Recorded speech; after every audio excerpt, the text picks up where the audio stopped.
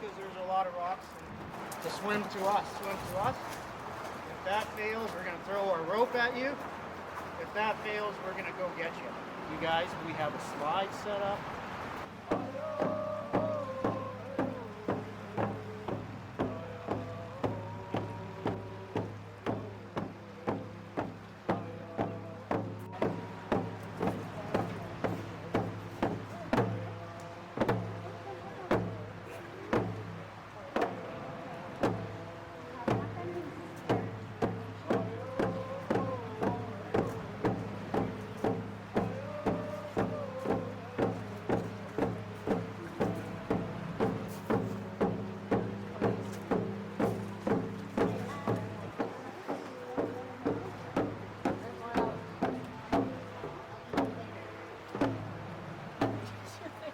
I'll eat you later. Yeah. This is a good side? Okay, hang on.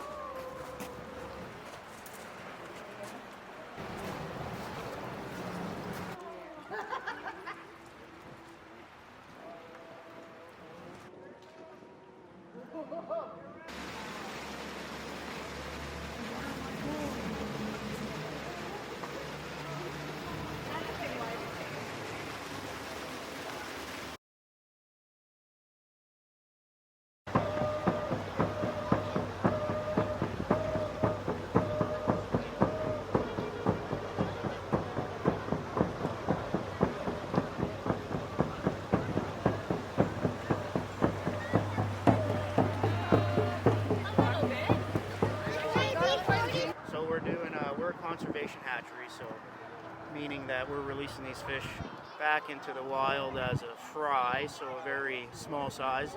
This limits hatchery effect on the fish and gets them back into the wild so they can go and rear for a year in the Sockeye Lake or Souyus Lake, and then they'll migrate out as a smolt to the ocean.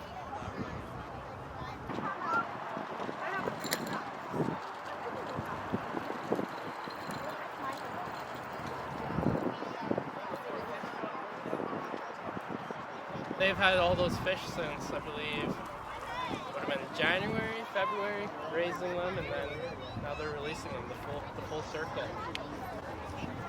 Basically ready to go. We'll bring them over there. Yeah. Can we get a couple more cups? Raise them a little timer now. Okay, got that shot. Ours are so much bigger than the kids' shirts. Thank you. And then the main release will be on the other side. The raised aerator, yeah, it makes them big. It's gonna be awesome. Yeah.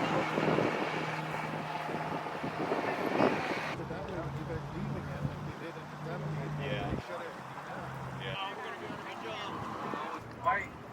Squeeze. Welcome everyone. If you look above you right there, that's a good sign. It's so good to see all the children that we have present here today. I'm so proud to stand beside my brother, my friend Richard, who will be doing the prayer.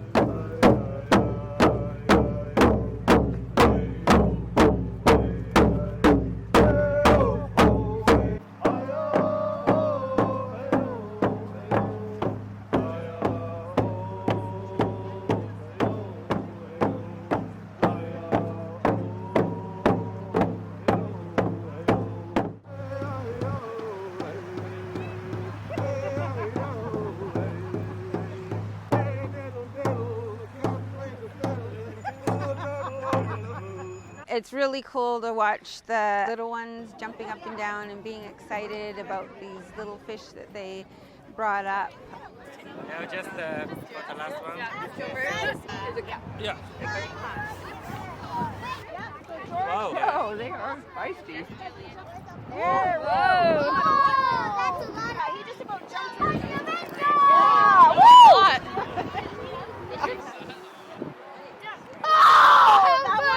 that one almost jumped out. Put your cup right in here and then let it go. Yeah. Next one. Remember, get your cup right in the slide and then dump it. There you go. Bye-bye.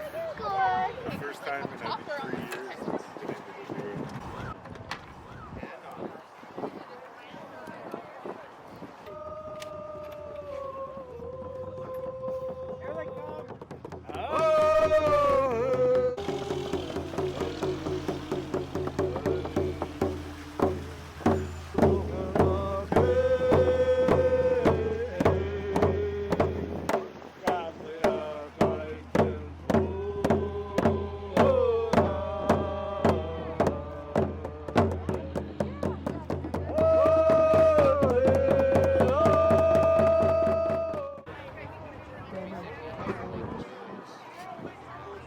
Right now we're monitoring the smolts. These are for the fry that we released this time last year, and so we had them in Sockeye Lake and Okanagan Lake.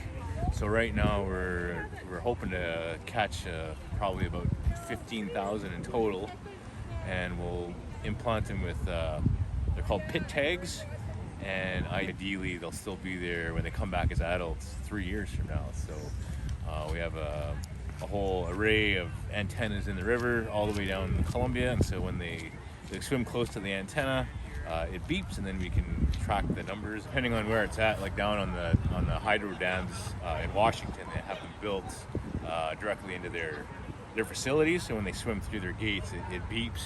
But we actually have one just upstream of here. It's kind of buried on the bottom of the river. As soon as they swim by, it beeps, and then we get a number, and we have it dialed in with remotely, so we can download the information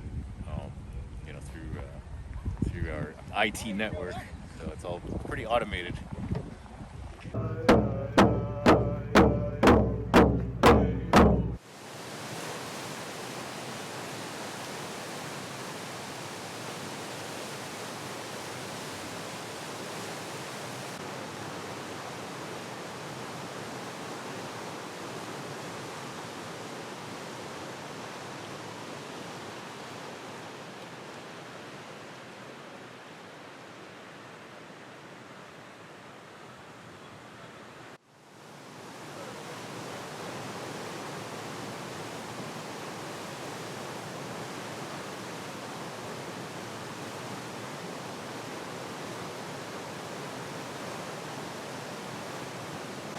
Here they are giving their lives for us, and whether we like to think about it or not, we have to show the respect and the compassion towards them.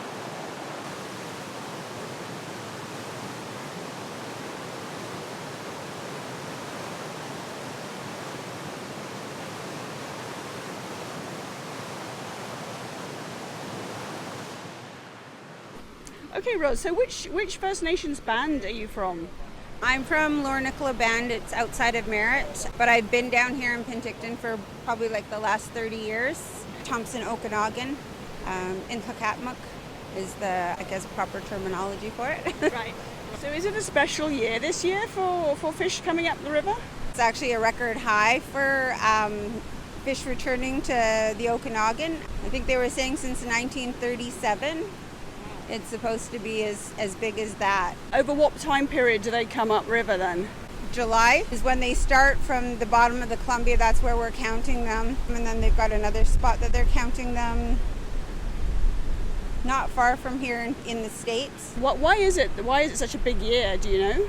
3 years ago, here we had like about 600,000 or 700,000 eggs at our hatchery that we released.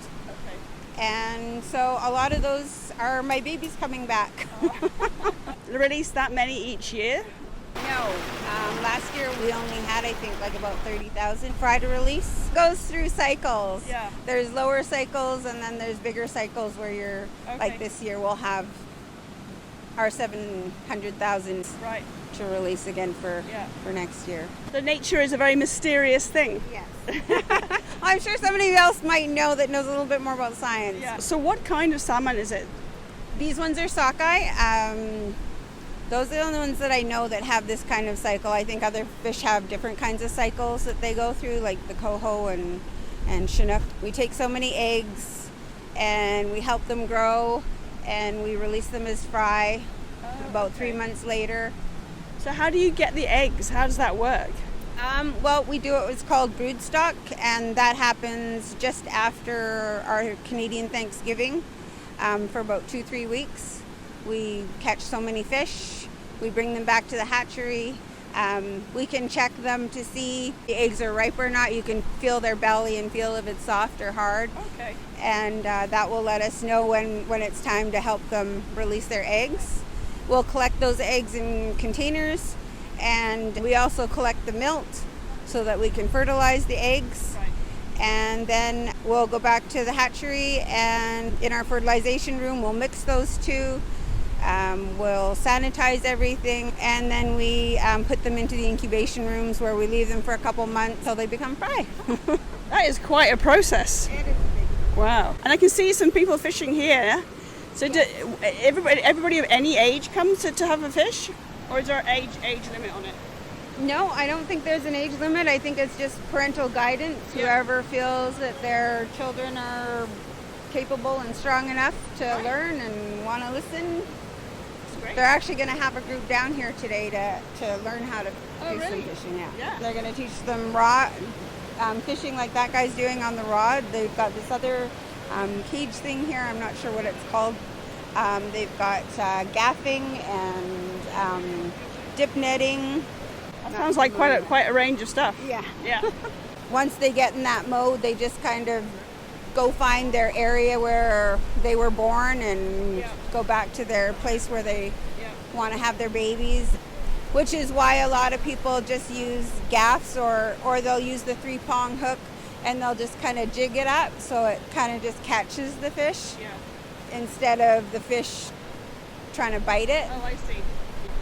And how far have the fish got to go after here to get to their spawning spot? Actually, there's tons of spots between, I'd say, Kettle Falls in the States all the way up to the Vernon area or Revelstoke. There's lots of places that we release the fry, so those fish would go back to those places. Yeah. So do you know where the name Sockeye comes from? It's a Salish origin, and it means red, and that's when the fish are coming up and spawning. They turn a red color. Right now you'll see them catching them and they're a silver color and they're edible. And so this fishing here is just for First Nations people, right? I think that if you're not First Nations, there's a certain process you have to go through or something, like you have to be family to fish. And even then, I think you have to have some kind of okay for that through the fisheries in town. They've got their other sets of rules, and we have ours. What have you got there? Fishing weir. Take the end here, the fish will swim into it, but they won't be able to go out. Ah. Where are you from? I'm from the UK. Okay, cool. So some of these traditional teachings, they have knowledge keepers come down, and then as they do build these traditional tools, they'll translate it in the language. So I spent the past 3 hours doing that in West Bank, but O&A is going to be having some kids come down and they want me to help fillet fish for them. This is actually for a game that I've made, kind of like cornhole, but I got some sandbag salmon that I made, and they go inside of here, and that way the kids can see. Oh, so they can try putting them in? Yeah, so this is all, like the 7 nations here can each have one and have it as a traditional game. Oh, okay, that's a good idea. But since I put it together today, I'm like, since I'm here, I'm going to try to put it in the water, see what happens. Yeah, this isn't the materials that we necessarily use. The red willow is. We would use Speetson. This is just a kind of a knockoff thread right now. You use what for that? Speetson. It's like our hemp material of Okay. string. And then, but that gets a lot stronger when it was our main trade resource. Right. But it gets a lot stronger when it does get wet. Oh, I see. And Wait, they made fish this nets out of doesn't- it. So, a roll of this takes hours. We were just talking about our one buddy that's really good at it. Yeah. He can make one roll or 20 feet in about an hour. Oh, okay. But he's also got to find the right spot to harvest it, Yeah. gather the numbers. He's got to spin it. So there's a lot of work behind that. Yeah. And then, so about the size of a ball of yarn you could trade for a horse back in the day. Ah. So that was one of our bigger trade resources. This is just store-bought material and as I thrown it together, I was like, you know what, I'm going to give it a try, see if how sturdy it is, Yeah. see if it works. So the red willow, why is that used? Is that special for? It bends nice and easy, Okay. right? So we pull it out of the water. The fish recognize the material, so they're not scared to be around it. Oh, yeah. But they'll go into it, and then they won't be able to come out. Right. Because of these things pointing. Yeah, in. I'm just tying them there so they're all at the right length right now. Yeah. And then I'll start doing a weave on the inside. Right. And then once I'm happy with that, then I'll chop this piece that I'm actually putting on now. And then just chop it and make it a lot easier to take off and put back on. This would go somewhere like in the current like that. That's pretty steady flow over there. Where if it was like a smaller current, the fish would be diving in there. So they would just go get in there, but then they wouldn't have any momentum right here and they get stuck. Okay. So then you pull them out. Okay. Oh, so you don't leave it in there and then come back and look at it. You're watching them and then you pull it out when they go in. Yeah. So Will, who taught you how to create these, how to make these? I've kind of traveled all over the place. The first time I've made one of these is in the Nass Valley. But I also, over the past couple of years, I worked for different school districts and went to try to help teach land-based teaching and different knowledge within the culture. Yeah. So it was pretty much my job to just go learn, and if not, figure it out. And kind of a trial and error kind of thing. If it does, it doesn't work. A lot of them turn into beautiful little ornaments compared to something that's functional. Right? So see what I can find that's functional without making it too commercialized.